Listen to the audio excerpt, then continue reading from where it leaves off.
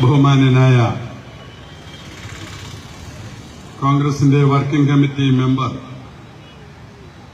മുൻ ആഭ്യന്തര വകുപ്പ് മന്ത്രിയും മുൻ KPCC പ്രസിഡന്റുമായിട്ടുള്ള ശ്രീ രമേശ് ചെന്നിത്തല അവറുകൾ, KPCCയുടെ ജനറൽ സെക്രട്ടറി, കണ്ണൂർ ജില്ലയുടെ ചാർജ് വഹിക്കുന്ന ഏറെ പ്രിയങ്കരനായ PM നിയാസ്, AICC മെമ്പർ ഏറെ പ്രിയങ്കരനായ VA നാരായണൻ, ഇവിടെ സന്നിഹിതരായിട്ടുള്ള മുൻ MLA professor AD Mustafa Sahib, Shri Sajeev Maroli ഉൾപ്പെടെ മഹിളാ കോൺഗ്രസിന്റെ ജില്ലാ പ്രസിഡന്റ്, KSU ജില്ലാ സംസ്ഥാന വൈസ് പ്രസിഡന്റ് ഉൾപ്പെടെ ഇവിടെ സന്നിഹിതരായിട്ടുള്ള ജില്ലാ കോൺഗ്രസ് കമ്മിറ്റിയുടെ ഭാരവാഹികൾ, ബ്ലോക്ക് പ്രസിഡന്റുമാർ, മണ്ഡലം പ്രസിഡന്റുമാർ ഉൾപ്പെടെയുള്ള ബഹുമാന്യരായ സഹപ്രവർത്തകരെ, സുഹൃത്തുക്കളെ, ഇവിടെ ചന്ദ്രൻ സൂചിപ്പിച്ചതുപോലെ നരേന്ദ്രമോദി ഗവൺമെന്റിന്റെ ജനവിരുദ്ധ നിലപാടുകൾക്കെതിരെയുള്ള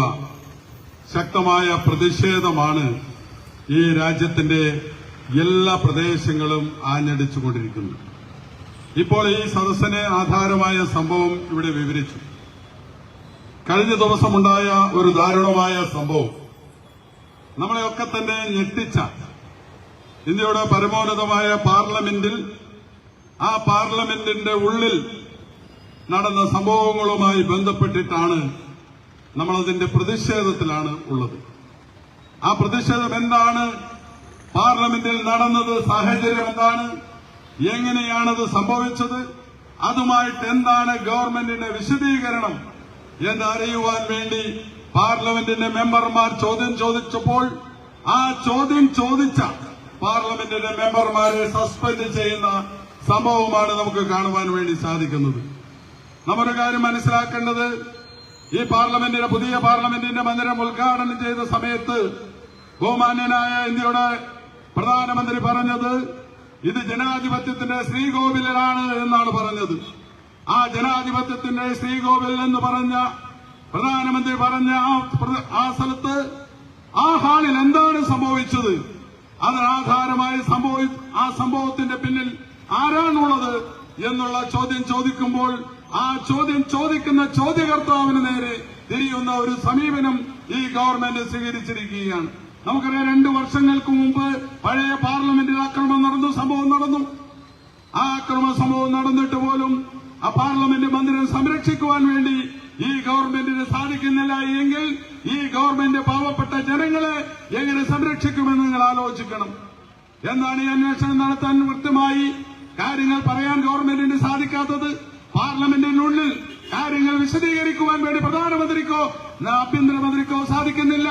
പാർലമെന്റിന്റെ പുറത്തു വന്ന് രാഷ്ട്രീയ കളിയാണ് ഇന്ത്യ മുന്നണി ചെയ്യുന്നത് എന്നുള്ള പ്രസ്താവന നടത്തുന്നു.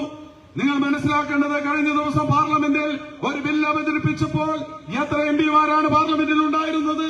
19ഓളം MPമാർ മാത്രമേ ഉള്ളൂ. MPമാരെ മുഴുവൻ പുറത്താക്കിക്കൊണ്ട് ഇവിടെ ജനാധിപത്യം നടപ്പിലാക്കാമെന്നാണോ ഈ ഗവൺമെന്റ് ആഗ്രഹിക്കുന്നത്? നമുക്കറിയാം, കാർഷിക ബില്ല് അവതരിപ്പിച്ച സമയത്ത് ചർച്ചയ്ക്ക് അനുവാദം കൊടുത്തിട്ടില്ല.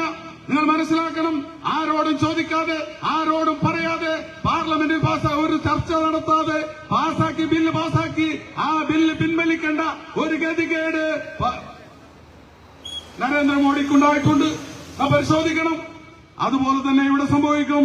കൃത്യമായി വ്യക്തമായി എങ്ങനെയാണ്, എന്താണ് ഇതിൽ, ആരാണ് ഇതിന്റെ പിന്നിൽ എന്നുള്ള വ്യക്തമായി പറയാൻ ഈ ഗവൺമെന്റിന് ബാധ്യതയുണ്ട്, ഉത്തരവാദിത്വമുണ്ട്. BJPയുടെ MPയാണ് പാസ് കൊടുത്തിരിക്കുന്നത്. ആ BJP MPയുമായി ബന്ധപ്പെട്ട് അതിന്റെ പിന്നാമ്പുറങ്ങളിൽ അന്വേഷിച്ചാൽ എന്താണ് ഇതിന് പിന്നിലുള്ള ചേതോവികാരം, എന്താണ് ഇതിന് അടിസ്ഥാനപരമായ കാരണം എന്ന് മനസ്സിലാക്കുവാൻ വേണ്ടി സാധിക്കും.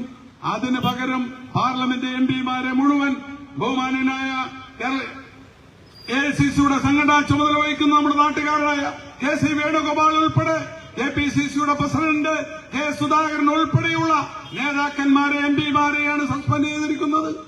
ഒരു സസ്പെൻഷൻ കൊണ്ട് നമുക്കിവിടെ കാര്യങ്ങൾ ഇല്ലാതാകുമോ? നടന്ന സംഭവങ്ങൾ ഇല്ലാതാക്കാൻ, തേച്ച് മായ്ച്ചു കളയാൻ സാധിക്കുമോ? ജനാധിപത്യത്തെ കശാപ്പ് ചെയ്യുന്ന, ജനനാവ് പിരിഞ്ഞെറിയുന്ന ഈ സംഭവങ്ങൾക്കെതിരെയുള്ള ശക്തമായ ഒരു പ്രതിഷേധം മനസ്സുകളിൽ നിന്ന് ഉയരുമെന്ന കാര്യത്തിൽ സംശയമില്ല. അതുകൊണ്ട് പാർലമെന്റിൽ സംസാരിക്കുന്നവരെ ഉന്മൂലനം ചെയ്യുന്ന സമീപനം, രാഹുൽ ഗാന്ധിക്കെതിരെ എടുത്ത നടപടി നമുക്കറിയാം. അതെന്തായി, എവിടെയെത്തി? ഇന്ത്യയിൽ പരമോന്നത നീതിന്യായ പീഠം, ആ നീതിന്യായ കോടതി പ്രഖ്യാപനം നടത്തിയപ്പോൾ ഞാൻ നിങ്ങൾ സന്തോഷിച്ചു. ഈ രാജ്യത്ത് ജനാധിപത്യം, ഈ രാജ്യത്ത് മതേതരത്വം നിലനിൽക്കുമെന്ന് നമുക്ക് കാണുവാൻ വേണ്ടി സാധിച്ചു. അതുകൊണ്ട് നരേന്ദ്രമോദിയും അമിത്ഷായും മനസ്സിലാക്കേണ്ടത്, ഇവിടെ ജനങ്ങൾ ഉണർന്നിരിക്കുകയാണ്.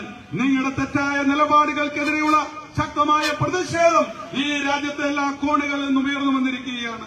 അതുകൊണ്ട് തെറ്റുതിരുത്തിക്കൊണ്ട് എന്താണ് ഇതിന് പിന്നിലുള്ളത് എന്ന കാര്യങ്ങൾ ജനത്തോട് തുറന്നു പറയുവാൻ വേണ്ടി നിങ്ങൾക്ക് സാധിക്കണം എന്ന് മാത്രമാണ് എനിക്ക് സൂചിപ്പിക്കാനുള്ളത്. മറ്റു കാര്യങ്ങളിലേക്കൊന്നും തന്നെ ഞാൻ കടന്നു പോകുന്നില്ല. ബഹുമാന്യനായ നമ്മുടെ രമേശ് ജിക്ക് അടുത്ത തളിപ്പറമ്പിൽ വിചാരണ സദസ് ഉണ്ട് എന്നതുകൊണ്ട് മറ്റു കാര്യങ്ങളിലേക്കൊന്നും തന്നെ ഞാൻ കടന്നു പോകുന്നില്ല. പ്രിയമുള്ളവരെ, നമ്മളുടെ ജനകീയ സദസ് ഇവിടെ നടത്തുമ്പോൾ കണ്ണൂർ ജില്ലയിൽ തന്നെ 6ഓളം പോലീസ് സ്റ്റേഷനുകളിൽ മാർച്ച് നടത്തുകയാണ്. ഈ ഗവൺമെന്റിന്റെ ജനവിരുദ്ധ നിലപാടുകൾക്കെതിരെ മാർച്ച് നടന്നുകൊണ്ടിരിക്കുകയാണ്. ജനങ്ങൾ ഒന്നിച്ചിരിക്കുകയാണ്. തെറ്റിനെതിരെ ജനങ്ങൾ ഒന്നിച്ചിരിക്കുന്നു. ഈ രാജ്യത്തെയും ഈ സംസ്ഥാനത്തിലെയും ജനങ്ങൾ ഒന്നായി ഒറ്റക്കെട്ടായി ഈ തെറ്റുകൾക്കെതിരെ പ്രതികരിച്ചുകൊണ്ട് മുന്നോട്ട് പോകുന്ന കാഴ്ചയാണ് നമുക്ക് കാണുവാൻ വേണ്ടി സാധിക്കുന്നത്. അതുകൊണ്ട് പ്രിയമുള്ള ജനാധിപത്യ വിശ്വാസികൾ, ശക്തമായ പോരാട്ടത്തിൽ നമുക്കൊന്നിച്ചു പോകാമെന്ന് മാത്രം സൂചിപ്പിച്ചുകൊണ്ട് ഈ സദസ്സ് ഉദ്ഘാടനം ചെയ്യുന്നതിന് വേണ്ടി ആരാധനും ബഹുമാന്യനുമായ മുൻ ആഭ്യന്തരമന്ത്രിയും അതുപോലെ തന്നെ കോൺഗ്രസ് വർക്കിംഗ് കമ്മിറ്റി മെമ്പറുമായ ഏറെ ബഹുമാന്യനായ രമേശ് ജിയെ ആദരപൂർവ്വം ക്ഷണിച്ചുകൊണ്ട് ഞാൻ എന്റെ വാക്കുകൾ ഉപസംഹരിക്കുന്നു. ജയ് ഹിന്ദ്.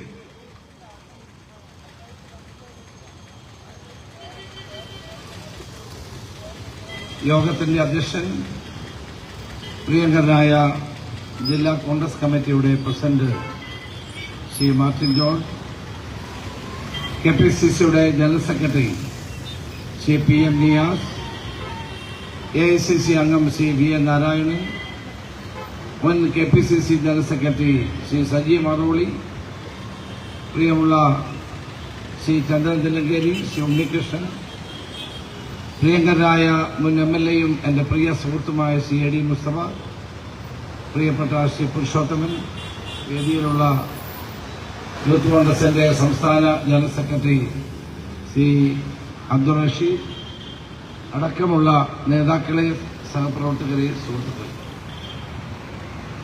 ഇന്ന് രാജ്യവ്യാപകമായി കോൺഗ്രസിന്റെ നേതൃത്വത്തിൽ ജനാധിപത്യ സംരക്ഷണ സദസ്സ് നടത്തുകയാണ്. ഇന്ത്യ ലോകത്തിലെ ഏറ്റവും വലിയ ജനാധിപത്യ രാജ്യമാണ്.